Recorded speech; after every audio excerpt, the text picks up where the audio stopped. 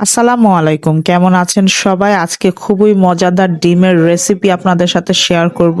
Egg fry করতে আমরা সবাই জানি, তারপরেও একটা ডেলিশিয়াস এবং হেলদি রেসিপি আপনাদের সাথে শেয়ার করছি। আজকে এগ ফ্রাই করার জন্য এখানে আমি 4টি ডিম নিয়েছি। আপনারা আপনাদের প্রয়োজন অনুযায়ী কোয়ান্টিটি বাড়িয়ে কমিয়ে নেবেন। সবগুলো ইনগ্রিডিয়েন্টস আমি এখানে কিউব করে কেটে নিচ্ছি।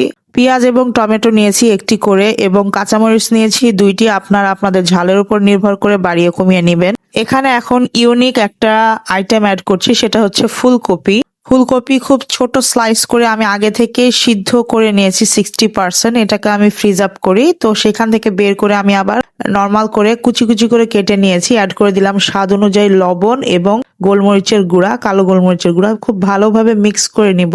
যারা সবজি খেতে চায় না তাদেরকে সবজি খাওয়ানোর এটা একটা নিনজা টেকনিক। এই ডিম ফ্রাই খেলে তারা বুঝতেই পারবে না যে এখানে সবজি দিয়ে ডিম ফ্রাই করা আছে। Stay tune for next update.